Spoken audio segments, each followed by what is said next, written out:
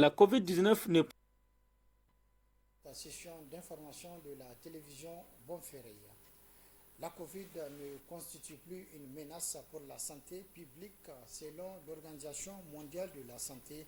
Compte tenu de la baisse de nouvelles infections, la maladie ne constitue plus une urgence de santé publique de portée internationale. N'est-ce pas, Balma Bourema? La Covid-19 n'est plus une urgence sanitaire de portée internationale, a annoncé vendredi dernier le directeur général de l'Organisation mondiale de la santé, Tedros Adhanom Ghebreyesus. Il a indiqué que la pandémie a fait 20 millions de morts dans le monde. Depuis plus d'un an, la pandémie suit une tendance à la baisse. L'immunité de la population augmente grâce à la vaccination, la mortalité diminue et la pression sur le système de santé s'atténue. Cette tendance a permis à la plupart des pays de retrouver la vie telle que nous le connaissons auparavant. Selon lui, cette décision intervient après la 15e réunion du comité d'urgence, ce même comité qui a déclaré l'intensité de la maladie en janvier 2020. Le directeur général de l'Agence onusienne de la santé a toutefois averti les dirigeants du monde. La pire chose qu'un pays puisse faire est d'utiliser cette nouvelle comme une raison de baisser la garde, de démanteler le système qu'il a construit ou d'envoyer le message à son peuple que la Covid-19 n'a rien d'inquiétant.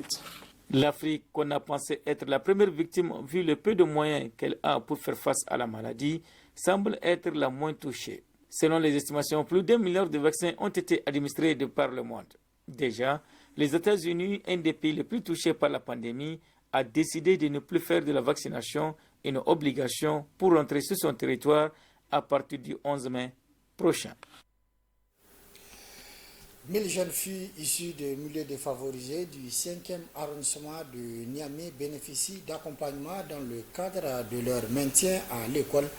Le projet Genre et Développement est financé par l'Agence française de développement à travers les filiaux sociaux de la primature. Retrouvons une fois de plus Balma Brem. Une à une, elles passent à la table de séance, apposent leurs doigts comme signature sous le regard des parents et des autorités coutumières. En plus du cash de 24 000 francs CFA, elles partent avec des fournitures scolaires et du kit pour l'hygiène menstruelle. Zainabou et Halima font partie des 1000 bénéficiaires du projet Filets sociaux. D'abord, je suis très contente de ça parce que à propos de ça, je fais beaucoup de choses pour mes études et avec l'argent qu'on me donne, j'achète ce qu'on n'a pas à la maison, comme les cahiers et les bics. Encore, à l'école, on demande quelque chose, je donne si j'en ai. Je suis vraiment contente de ça, de ce projet. Je suis vraiment contente. Tapi m'aide beaucoup à étudier à l'école. Vraiment, elle m'aide. Financé par l'Agence française de coopération à travers les filets sociaux, le projet Genre et Développement au Niger vise à maintenir les jeunes filles à l'école. C'est un projet qui vise le maintien des filles issues des ménages les plus vulnérables à l'école. Donc notre cible, c'est les CM1 jusqu'en classe de 3e. Donc dans ce cadre de ce projet, la phase pilote concerne la commune 5 de Niamey. Et la commune 5, c'est 15 villages qui sont concernés. Cette couche de la population vulnérable pour une résilience, pour que les communautés puissent comprendre l'importance de garder la jeune fille à l'école. Je pense que les résultats sont probants et la population a bien compris cette démarche du projet Filets sociaux et de l'Agence française pour le développement. Selon Rekiatou Issa Kadamou, ce projet renforce aussi les capacités des bénéficiaires. C'est vrai, il y a le côté financier. On donne les kits scolaires et les kits hygiène à ces bénéficiaires-là. Mais ça ne suffit pas. Il faut que nos bénéficiaires soient, quel est le niveau pour pouvoir passer, pour pouvoir être maintenus dans le système scolaire. Donc ces bénéficiaires-là, elles bénéficient des cours de rémédiation au niveau des établissements. Donc c'est vrai, il y a des difficultés, mais au fur et à mesure, on essaie de voir ces difficultés-là, de les remédier en collaboration avec les différents partenaires pour pouvoir atteindre nos objectifs. Et globalement, on peut dire que c'est satisfaisant. Le maintien de la jeune fille à l'école constitue un pilier important de la politique éducative des autorités nigériennes. Au Niger, 3 filles sur 4 de moins de 18 ans sont données en mariage, abandonnant ainsi l'école. Dans le cadre des préparatifs pour le Hajj édition 2023, l'agence Al-Manasik a déjà commencé la formation de ses futurs pèlerins pour le Hajj 2023. Cet après-midi, ils ont reçu la visite du secrétaire général du COHO qui est venu donc les encourager pour la circonstance. D'autres précisions avec Youssouf Haïdara et Mohamed Djouri. C'est le centre culturel Oumarou Ganda de Niamey que l'agence du voyage pour le Hajj et la Oumara Al-Manasik a choisi pour la formation de ses pèlerins pour le Hajj, édition 2023. Face aux pèlerins de l'agence Al-Manasik, des formateurs rompus à la tâche, auréolés de plusieurs années d'expérience en matière du Hajj. Au centre de la séance de formation, les rites du Hajj, de la formulation de l'intention jusqu'à la fin du Hajj. Une pédagogie saluée par le secrétaire général du COHO venu encourager l'agence Al-Manasik. L'essentiel du Hajj, c'est la formation. Tout ce que les gens sont en train de faire, tant que le pèlerin n'est pas parti avec la science, on peut dire que c'est zéro. Ça va revenir à un simple tourisme, quoi. Je crois qu'avec les marabouts que nous avons trouvés ici, les sommités que nous avons trouvés ici, tout le monde va bien mémoriser les différentes étapes du Hajj.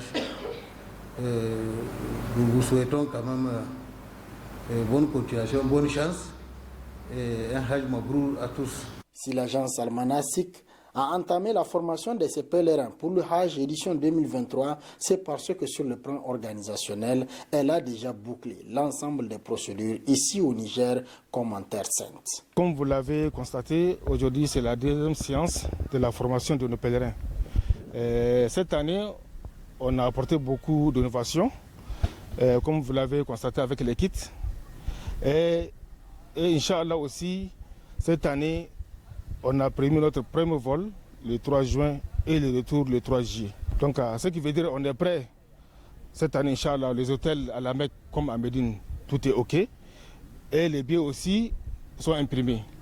Et cette semaine, on va procéder à la remise des billets pour nos pèlerins pour le premier vol du 3 juin, Inch'Allah. Pour faciliter la meilleure compréhension des rites du Hajj à ses pèlerins, l'agence Al-Manasik dispense à ses pèlerins des cours pratiques du Hajj comme le tawaf autour de la Kaaba et les invocations qu'il faut prononcer à cet effet. Également, l'agence Al-Manasik apprend à ses pèlerins comment utiliser les kits du pèlerin dont l'agence dote ses pèlerins.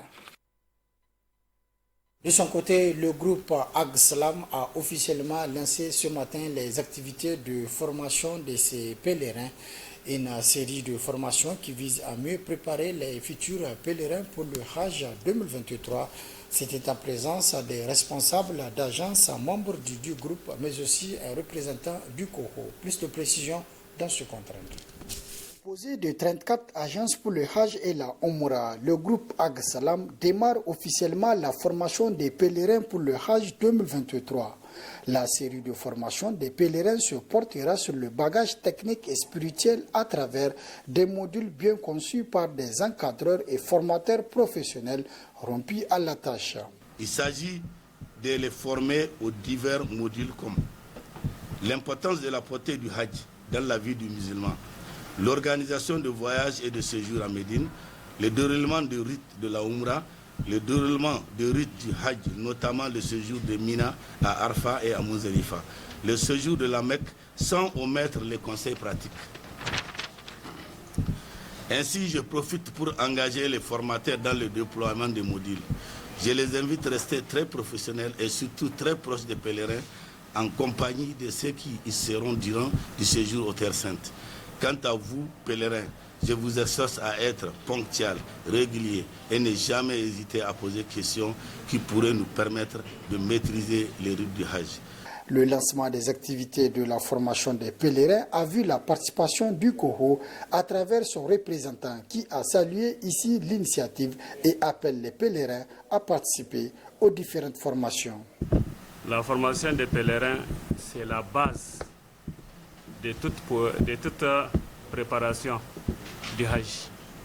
Elle permet aux pèlerins des commissariats à l'organisation du Hajj et de la Oumra invite les futurs pèlerins à participer massivement aux séances organisées par les groupes d'agences dans les centres, en tout cas, qui ont des cadres adéquats et des formateurs expérimentés.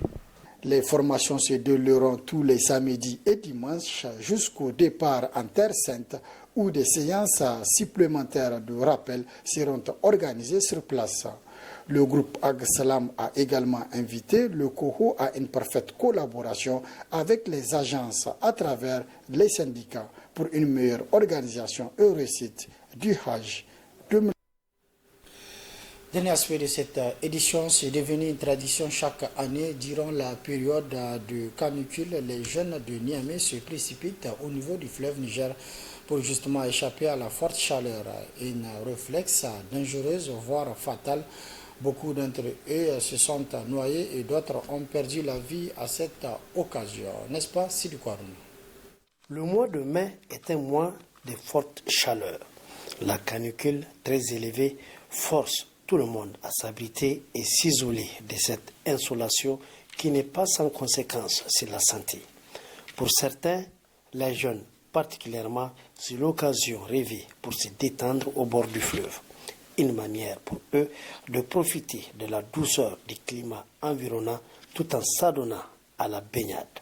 Une pratique qui peut se révéler très dangereuse, voire fatale pour eux, car nombre d'entre eux ne sachant pas nager.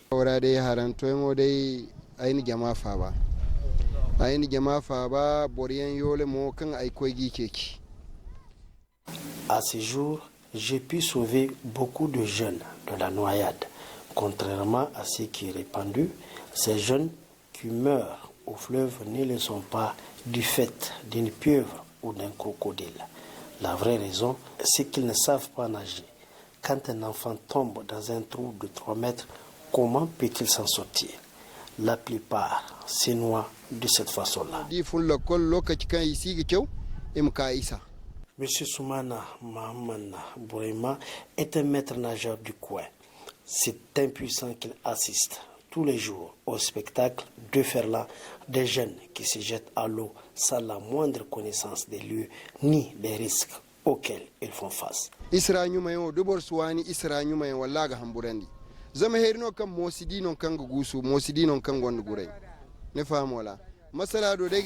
baigner dans un fleuve, c'est avoir des connaissances approfondies de la nage ou du fleuve lui-même.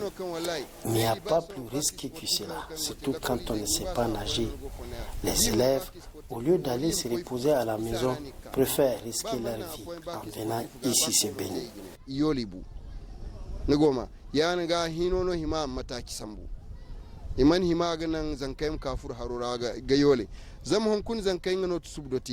Les jeunes de moins de 15 ans sont les plus nombreux, certainement à cause de leur méconnaissance du danger.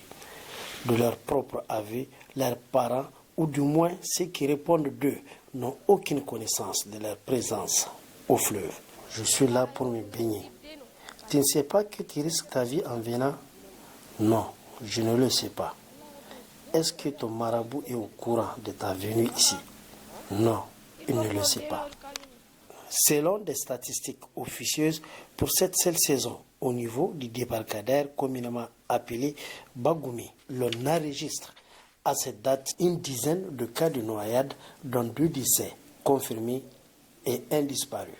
Tous des jeunes gens qui, par méconnaissance du danger ou par négligence, ont bravé les eaux du fleuve Niger. Et dire qu'on n'est pas à l'heure de clôture de ce triste bilan, la saison estivale n'étant pas encore terminée. Le plus difficile à accepter, c'est l'inaction, voire la démission des autorités municipales qui sont dépositaires des berges du fleuve Niger. Les autorités municipales qui, chaque année, malgré le nombre élevé de morts par noyade, sont restées silencieuses et inactives sur la question. Cependant, il n'est jamais tard pour bien faire. La ville de Niamey se doit de se secouer pour sortir de la léthargie et prendre enfin les mesures qui s'imposent pour mettre fin à cette tragédie annuelle. C'est la fin de cette édition. Merci de l'avoir suivi à toutes et à tous. Prochain rendez-vous de la rédaction demain, Inch'Allah, à partir de 12h30. Très bonne réception. Au revoir.